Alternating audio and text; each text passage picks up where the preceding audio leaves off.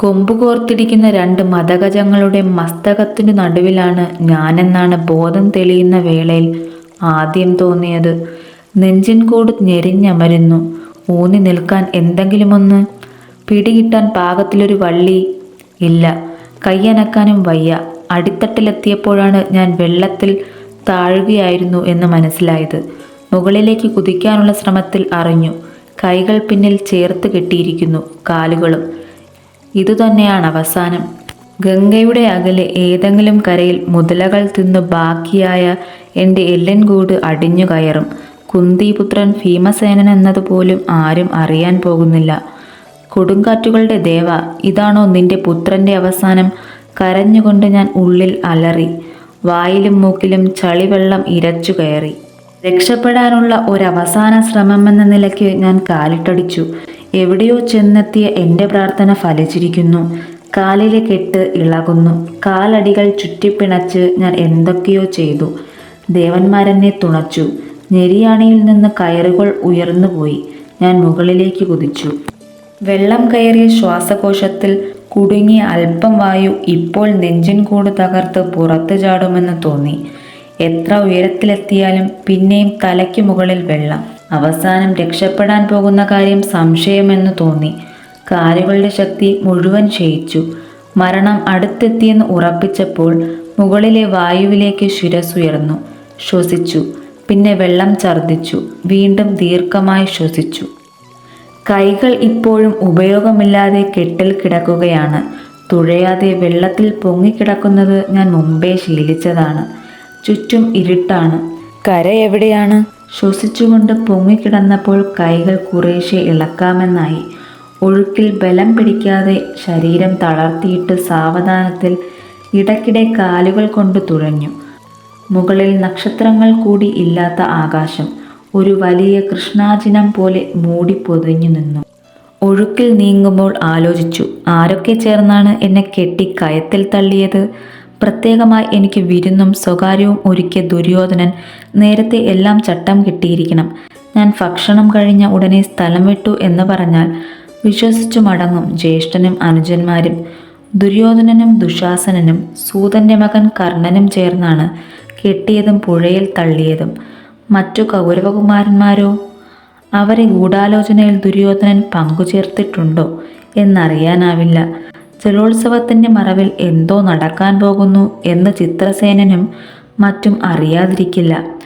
ഞാൻ ഈ ആപത്തിൽ നിന്ന് രക്ഷപ്പെട്ടാൽ... കാലടികളിൽ എന്തോ തടഞ്ഞു. ഗംഗയിൽ പലയിടത്തും മുതലകളുണ്ട്.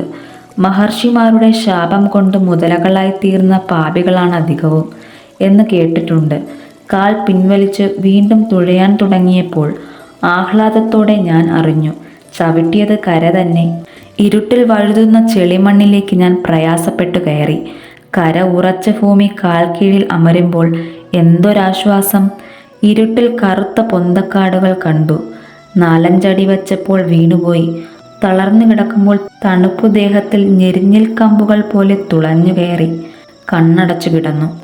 കണ്ണു തുറന്നപ്പോൾ കേട്ടത് ആരുടെയോ ചൂളം വിളിയാണ്. ഇരുട്ട് നേർത്തിരിക്കുന്നു. പിന്നെ എനിക്ക് മനസ്സിലാവാത്ത ഭാഷയിൽ എന്തൊക്കെയോ ശബ്ദങ്ങൾ കേട്ടു. മനുഷ്യർ തന്നെ. അവർ എൻ്റെ ചുറ്റും നിന്ന് കലപില കൂട്ടി. പ്രാകൃതമല്ല അവർ പറയുന്നത്. ഇടയ്ക്ക് കൈകളിലെ കെട്ട് ആരോ അഴിച്ചു. കുറേ കൈകൾ ചേർന്ന് എന്നെ പൊക്കിയെടുക്കാൻ ശ്രമിച്ചപ്പോൾ ഞാൻ പ്രയാസപ്പെട്ട് എഴുന്നേറ്റിരുന്നു. മഞ്ഞ നിറത്തിൽ കുറിയ ശരീരവും ചെറിയ കണ്ണുകളുമുള്ള മനുഷ്യർ. രോമം വളരാത്ത മുഖവും നെഞ്ചും. അവർക്കു പിന്നിലായി കാതിൽ വലിയ ലോഹ വളയങ്ങളിട്ട് ചായം മുക്കിയ മൃഗത്തോലുകൾ കൊണ്ടുള്ള വസ്ത്രങ്ങൾ ധരിച്ച് സ്ത്രീകൾ. എൻ്റെ നോട്ടം അവരിലെത്തിയപ്പോൾ കൂട്ടത്തിൽ ഉയരം കുറഞ്ഞവൾ കളിക്കിലുക്ക് പോലെ ചിരിച്ചു. പുഴയിലെപ്പോഴോ എൻ്റെ വസ്ത്രം നഷ്ടപ്പെട്ടിരിക്കുന്നു. അപ്പോൾ അവർക്കിടയിലേക്ക് കറുപ്പും ചുവപ്പും തൂവലുകൾ പിടിപ്പിച്ച ഉഷ്ണീഷം ധരിച്ച ഒരാൾ കയറി വന്നു. തോളിൽ തോലുറയിൽ അമ്പുകൾ. ഞാനയച്ച ഒരു മുളവില്ല് വലം കൈയിൽ. അയാൾക്കു വേണ്ടി ആളുകൾ വഴിമാറി നിന്നു. എന്നെ സൂക്ഷിച്ചു നോക്കിയ ചെറിയ വട്ടക്കണ്ണുകളിൽ ആദ്യം ക്രൂരതയായിരുന്നു. പിന്നെ അവയിൽ മൃദുലഭാവം പരക്കുന്നത് ഞാൻ കണ്ടു. എനിക്ക് മനസ്സിലാവുന്ന ഭാഷയിൽ തന്നെ അയാൾ ചോദിച്ചു, ആരാണ്? ഞാൻ പേര് പറഞ്ഞു. ഹസ്തനപുരത്തുകാരനാണെന്നും പറഞ്ഞു. അയാൾ പിറകെ വരാൻ ആംഗ്യം കാട്ടി. പൊന്തക്കാടുകൾ വകഞ്ഞ് അയാൾ നടന്നു. ഞാൻ പിറകെ, കൂടെ മറ്റുള്ളവരും. കാടിനു കനം കൂടി തുടങ്ങുന്ന ഇടത്തെത്തിയപ്പോൾ ഉദയമുഹൂർത്തത്തിലെ പ്രകാശം പരന്നു. മരങ്ങൾ വെട്ടി നിരപ്പാക്കിയ സ്ഥലത്ത് ഉരുളൻ മരത്തടികൾ കൊണ്ട് നിർമ്മിച്ച പാർപ്പിടങ്ങൾ കണ്ടു. എനിക്ക് മനസ്സിലായി, ഇവരാണ് നാഗന്മാർ. പക്ഷേ യമുനയുടെ തീരത്തിലെ കാടുകളിലാണ് ഇവർ പാർക്കുന്നതെന്ന് കേട്ടിരുന്നു. നാഗന്മാരെപ്പറ്റി പല കഥകളും കുട്ടികളെ പേടിപ്പെടുത്താൻ ദാസിമാർ പറയാറുണ്ട്. രാത്രിയിൽ അവർ മനുഷ്യരൂപം വെടിഞ്ഞ് സർപ്പങ്ങളായി മാറും. കാടിനു പുറത്ത് കടക്കുന്നത് ദ്രോഹിച്ചവരോട് പകപോക്കാൻ മാത്രമാണ്.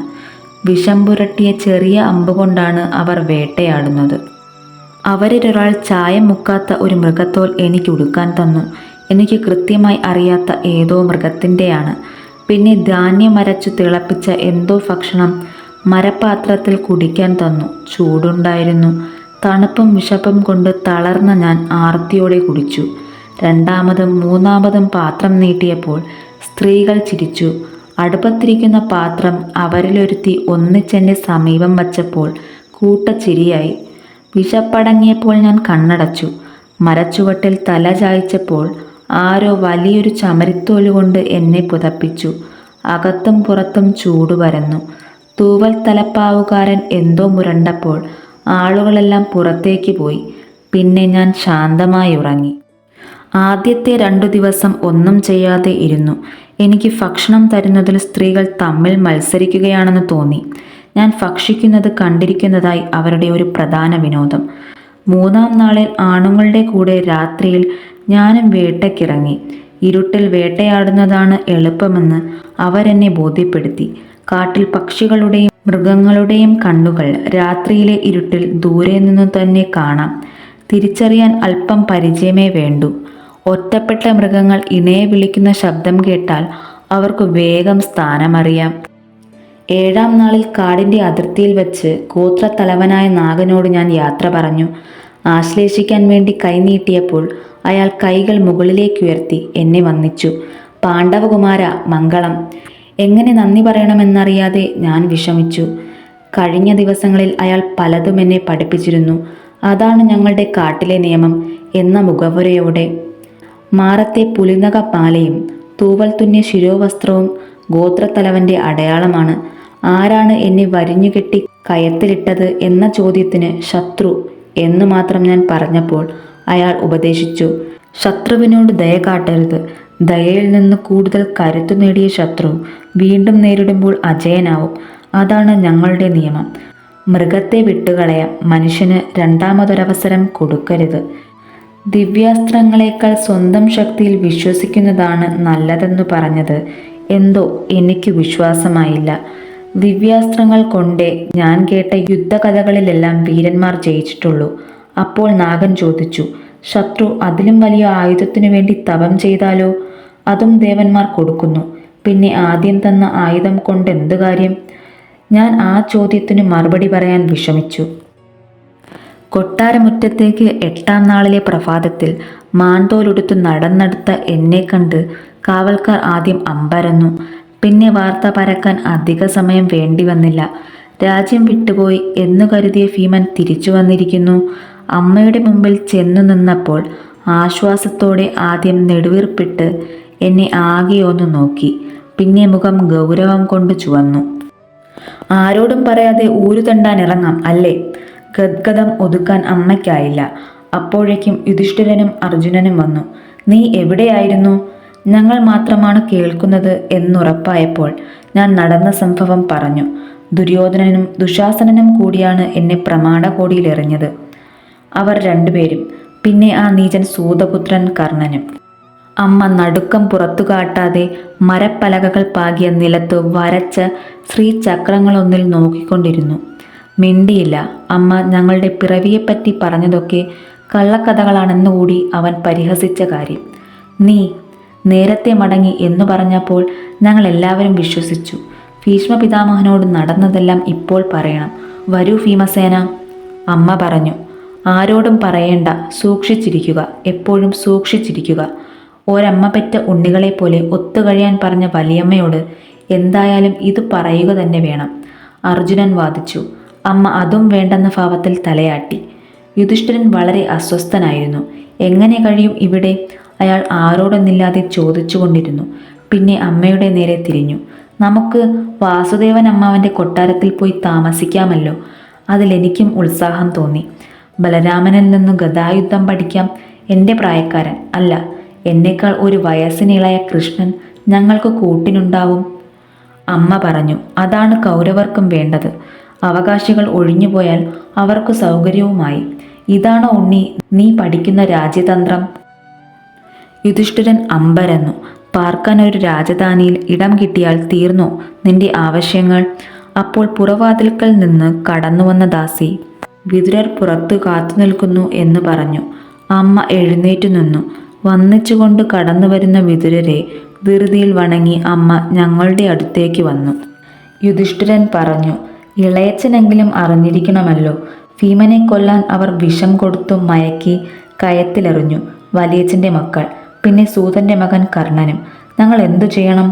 വിതുരർ തല കുനിച്ച് സ്വന്തം കാലടികളിൽ നോക്കി നിൽക്കുന്ന അമ്മയെ നോക്കി. നിങ്ങൾ 5 പേരും കരുതി നടക്കുക, പ്രത്യേകിച്ച് ഭീമനും അർജുനനും. ഞങ്ങൾ ജ്യേഷ്ഠൻ്റെ പിറകെ പുറത്തേക്ക് കടന്നു. വാതിൽക്കൽ നിന്നു തിരിഞ്ഞു നോക്കിയപ്പോൾ വിതുരർ അമ്മയുടെ സമീപത്ത് പീഠത്തിലിരിക്കുന്നു. അമ്മ അദ്ദേഹത്തെ ശ്രദ്ധിക്കുന്നില്ലെന്ന് തോന്നി.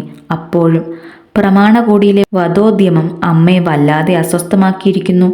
ദുര്യോധനൻ പറഞ്ഞ അപവാദങ്ങൾ അമ്മ കേൾക്കുകയാണെങ്കിലോ? ശുകാചാര്യനെ വന്ദിക്കാൻ ചെന്നപ്പോൾ ഞാൻ സത്യം മുഴുവൻ പറഞ്ഞില്ല. പുഴയിൽ വീണുപോയി. കരയ്ക്കെടുത്തപ്പോൾ കാട്ടിൽ വഴിതെറ്റുകയും ചെയ്തു. അദ്ദേഹം കൂടുതൽ ചോദിച്ചില്ല. മടങ്ങി വരുമ്പോൾ അങ്കണത്തിൽ വച്ച് കൗരവന്മാരെ കണ്ടു. വഴിതെറ്റിപ്പോയ ഒരാൾ വീണ്ടും കൂടെ എത്തിയ ആഹ്ലാദത്തോടെ അവർ എൻ്റെ ചുറ്റും നിന്നു.